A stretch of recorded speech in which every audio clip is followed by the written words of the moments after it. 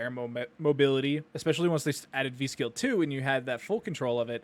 And I mean, even lesser characters like Akuma and Kage, who had, their sort of quote unquote air teleports, whatever you want to call those. So like there is a world where airborneness becomes a real thing. And speak of Rashid Right. Lily. I mean, speak of airborne, right? The two air characters. Legacy of T-Hawk versus Legacy of Wind. Okay, early cash out, getting a win stock here is Gyari on the Lily. I do want to highlight, I love that name, A Deal or No Deal. Very clever. I am a fan of fun, alliterative names like that, or little plays on words. Oh my god, that was a triple light confirm from that distance? That's kind of wild. So this is really interesting because a lot of people are kind of saying Lily's on the weaker side. Like nobody's really believing in this character right now, and Rashid's brand new, right? Like so outside of the bug that he had, I haven't really seen a whole lot from him. I have seen some tricky stuff though, like his anti-fireball everything. Yeah, he has this the way that he has like a new way that he, you know how he had empowered special moves when he would go through the tornado, so he can do that without needing the super. Now there's a move that he gets where you can charge it up and it will set up a little cyclone that you can boost out and get a better version of a special move that comes out after. What? But I think, oh my god, fishing with DI from that far away, I don't know what the goal there was, but it worked out okay for a deal or no deal. The fact that it even hit from that far away was silly to me, but here we go. Gets the counter. Into burnout we go, right into the level 3 as well. Yeah, I'm okay with this. You want to cash out the damage, but more importantly, it lets you get back up to about 3 drive gauge while it locks Gyari in still, because you don't get any recovery while you're in the animation as the person getting hit, so... Oh no. We've effectively doubled the length of that burnout. Nice punish counter here for Gyari. No, please cash out with your CA, my son! Lots of spaghetti here at the end. Tries to get out there with the twirl, but too many in a row. A little bit one note there at the end for Gyari. Yeah, I think Gyari is playing this very linearly. This looks a lot like two players that are unfamiliar with some of the stuff that's happening on the screen. I feel like Gyari is just trying things and seeing what's working, and A Deal or No Deal seems pretty transparently like they're still getting a feel for how Rashid is going to function. Nice pickup. As we see, as I say all of that, we finally get, what looks like a well-structured combo here, but A Deal or No Deal on the back foot, and that was a punish counter, so Gyari has labbed a little bit of what to do against this character. Definitely makes sense, especially with, how people were saying this character is going to be strong off rip. You only have so long, especially if you're traveling to EVO, right? Like, if you are a EVO competitor, you have 1 week remaining to know what this character does. Yeah, actually, a week from today, you are going to be playing casuals in Mandalay Bay, and someone's going to pull out Rashid, and you'd better know what's going on. Okay, punish counter on the whiff throw. Gyari was a little bit too far away. A Deal or No Deal's really fishing with this DI. I wonder, is the attempt here that it's like, well, I'll DI and beat the Condor Spire? Because I thought the empowered Spire could beat DI. Is it? Maybe it's spacing specific? I think technically there's a spacing thing, but I believe the OD version is 4 hits, so it has to be... Ooh. Shoutouts to CFN.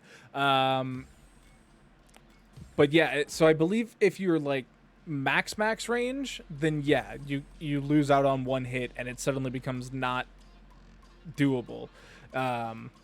But all right, it says they're still in battle, so I mean, maybe I think it's just the spectator thing that we had with Street Fight or Strive. Maybe.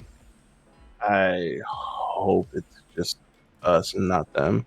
It looks like they're still in game. I just leave them. Yeah, it's all good. Yeah. So interesting matchup. I would have liked to see a little bit more, but I mean, Rashid in general, I think looks sick. Honestly, I've been so happy with all of the DLC characters so far. All one of them? Yeah. Listen, sometimes it's a high bar, right? Like that first, DLC character comes out and you're like, ooh, this is what I have to look forward to for the rest of forever. No, thank you.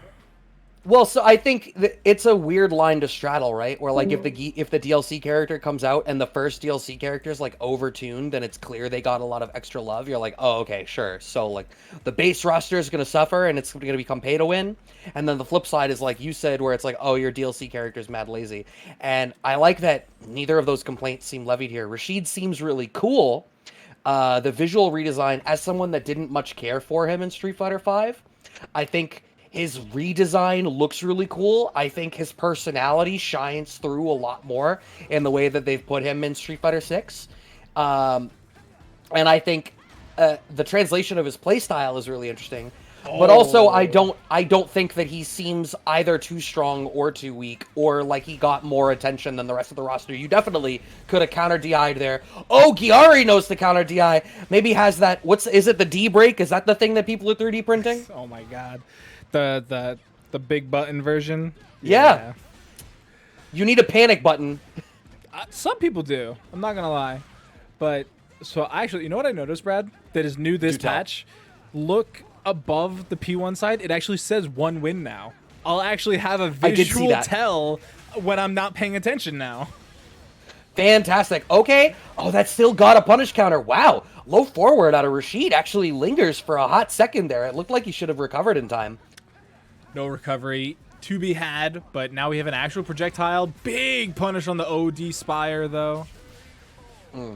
Yeah, so you can see that a deal or no deal is... I'm just going to start calling him a deal and save myself some syllables. You can see that a deal is trying to be like, all right, DI isn't working, but this up back is doing it, and I can see that you're out here trying to use OD Spire to bulldoze through neutral and get some plus frames, and I'm not going to have it.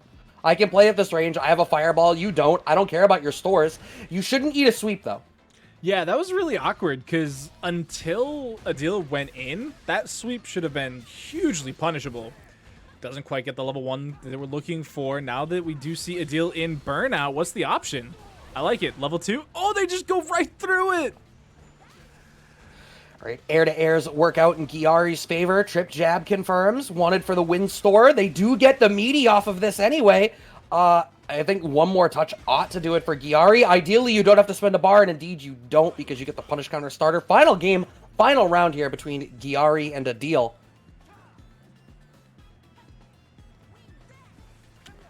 The win stores coming in pretty significant, I would say. You know, even whether it's just like the OD Spires to get through whatever's going on.